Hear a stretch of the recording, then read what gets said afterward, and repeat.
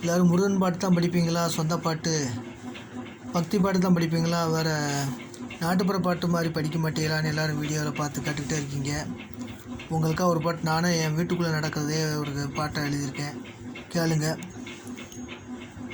4 கோழி முட்டைக்கு 4 சேவல் கோழிக்கு 2 கோழி அடையில் 4 குஞ்சியோட ஒரு கோழி வச்சிருக்கேன் பாருங்க, பாட்டை நல்லா கேளுங்க. வச்சிருக்கேன் பாருங்க, பாட்டை நல்லா கேளுங்க. என்கிட்ட 6 ஆடு இருக்கு, 2 ஆடு கெடாயி 4 ஆடு பொட்டை, 2 மியாவு தலைவர்கள், 1 மியாவு ஆணு 1 மியாவு பொண்ணு. வச்சிருக்கேன் பாருங்க, பாட்டை நல்லா கேளுங்க. என் வீட்டு தோட்டத்தில் 2 மரம் சுண்டக்காய், 2 மரம் கருவேப்பிலை, 1 மரம் முருங்கைக்காய், 1 மரம் சீத்தாக்காய். வச்சிருக்கேன் பாருங்க, பாட்டை நல்லா கேளுங்க.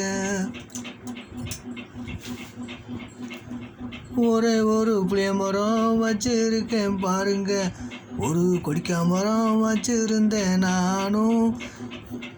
கஞ்சிக்கு வழியிலன்னு எங்கள் ஆத்தாக்காரி வெட்டிட்டா, அண்ணன் தம்பி 2 பேர் 4 வேப்ப மரத்தை கஞ்சிக்கு வழியிலன்னு அவங்க விற்றுட்டாங்க.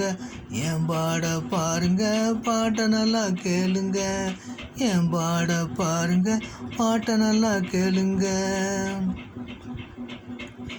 புது வீடு கட்டித்தான் உள்ளே போய் இருப்போம்னு வீடு ஒன்று கட்டுனேன், பாதியில் நிற்குது. பூச்சி வேலை நடக்கலை, பாதியில் நிற்குது. திருச்செந்தூர் முருகனை வேண்டி நானும் போனேன், வீடு கட்டி முடிப்பேன்னு கனவுல வந்து சொன்னா.